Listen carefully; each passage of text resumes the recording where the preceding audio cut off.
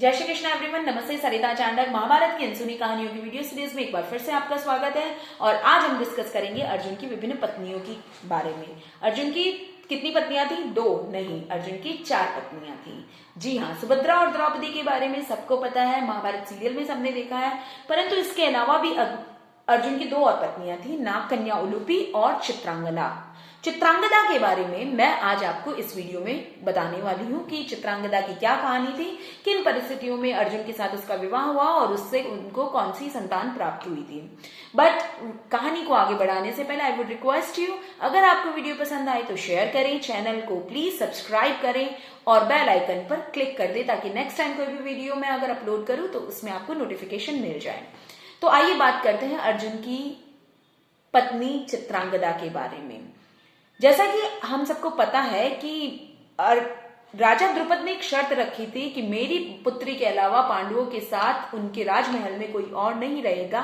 तो इसीलिए सुभद्रा एक एक्सेप्शन थी, क्योंकि सुभद्रा ने कन्विंस कर लिया था द्रौपदी को। इसके अलावा पांडवों की कई मल्टीपल पत्नियां थी, हर एक पांडव की। युधिष्ठिर के भी कई विवाह हुए, भीम के तो हिडिंबा के साथ हुआ ही था, इसके अलावा भी कई विवाह हुए और इसके नकुल और सहदेव के भी हुए थे। इसी तरह अर्जुन के 4 विवाह हुए। तो जो चित्रांगदा के साथ विवाह किस परिस्थिति में हुआ, एक बार जब युधिष्ठिर के साथ रहने की बारी थी द्रौपदी की, इनके बीच में एक अरेंजमेंट था कि 1 वर्ष तक एक पांडव ही द्रौपदी के साथ रहेगा। तो उस समय युधिष्ठिर की बारी थी, अर्जुन की बारी अभी भी खत्म हुई थी, अर्जुन का जो समय था। तो अर्जुन अपने शस्त्र द्रौपदी के कक्ष में भूल गया। तो ब्राह्मण के मवेशियों को बचाने के लिए जब अर्जुन उनके कक्ष में अपने वो शस्त्र लेने गए तो व्यवस्था के अनुसार और पहले की शर्तों के अनुसार अर्जुन को राज्य का त्याग करके जाना पड़ा। तो उस राज्य को त्याग करके जब वो मणिपुर की तरफ गए तो वहां मणिपुर के राजा चित्रवाहन की पुत्री चित्रांगदा को देखकर अर्जुन मोहित हो गए और उन्होंने राजा के सामने विवाह का प्रस्ताव रखा। तब राजा को जानकर अच्छा लगा, राजा बहुत प्रसन्न हुए कि ये अर्जुन है। अर्जुन के साथ वो सहर्ष विवाह के लिए तैयार हो गए, लेकिन उन्होंने एक शर्त रखी, क्योंकि राजा चित्रवाहन के कुल में एक भगवान शिव का वरदान था कि उनके एक ही संतान होगी।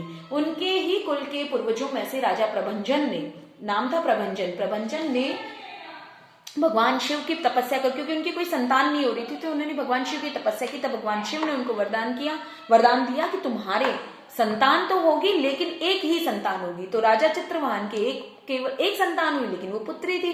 तो अब राज्य को कौन संभालेगा? तब राजा ने शर्त रखी कि इस आपकी और चित्रांगदा के जो पुत्र होगा, जो संतान होगी, वो हमारे साथ ही रहेगी। तब अर्जुन ने चित्रांगदा के साथ विवाह किया, उनकी एक संतान हुई, एक पुत्र हुआ, उसका नाम था बभ्रुवाहन। उसको जब वो बभ्रुवाहन थोड़ा सा बड़ा हुआ तो उसको छोड़कर अर्जुन ने विदा ली उनसे। तब अर्जुन ने एक कहा था कि मैं बाद में वापस आऊंगा और उस समय इनको लेकर जाऊंगा। ये कब कैसे होगा इसके बारे में आपको अपने आप समय आने पर पता चल जाएगा। तो जब राजा युधिष्ठिर ने अश्वमेध यज्ञ किया उस समय घोड़ा मणिपुर की तरफ, क्योंकि पूरे भारत को पूरे भारतवर्ष को जीतना था, तो मणिपुर की तरफ गया। तो बभ्रुवाहन को जब ये पता चला कि मेरे पिता अर्जुन आए हैं तो उन्होंने उसका स्वागत सत्कार किया। अर्जुन ये देखकर बहुत कुपित हो गया, बोला कि तुम मेरे पुत्र हो, एक क्षत्रिय के पुत्र हो, तुम किस तरीके से या तो हार मानो या मुझसे युद्ध करो।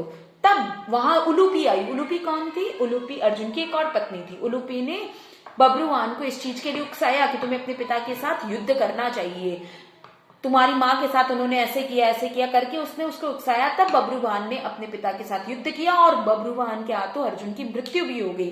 तब इसी उलूपी ने नागमणि से अर्जुन को पुनर्जीवित किया। तो तब उत्सुकतावश बभ्रुवाहन ने पूछा कि आपने पहले तो मेरे हाथों मेरे पिता को मृत्यु करवाई और उसके बाद में उनको पुनर्जीवित किया, इसके पीछे की क्या कहानी है? तब नागकन्या उलूपी ने बताया कि उलूपी नागकन्या थी और वो जल में रहती थी। तो उलूपी ने बताया कि एक बार जब मैं गंगा तट पर गई तो मैंने गंगा और नाग को बातें करते सुना कि अर्जुन को श्राप लगा है, क्योंकि उन्होंने शिखंडी की आड़ में भीष्म को मारा है, भीष्म को परास्त किया है। अब उसी के पुत्र के हाथों उसकी मृत्यु होगी, तभी वो श्राप से मुक्त होगा। इसीलिए पहले मैंने तुम्हें उकसाया ताकि तुम अपने पिता को वध कर दो। पिता की मौत होने के बाद तुम्हारे पिता को मैंने पुनर्जीवित कर दिया। तो ये थी चित्रांगदा की कहानी, अर्जुन की तीसरी पत्नी की कहानी। अगले वीडियो में हम बात करेंगे नागकन्या उलूपी की कहानी के बारे में। तब तक के लिए जय श्री कृष्णा। और एक बार फिर से कहूंगी, प्लीज वीडियो को शेयर करें, चैनल को सब्सक्राइब करें। Thank you.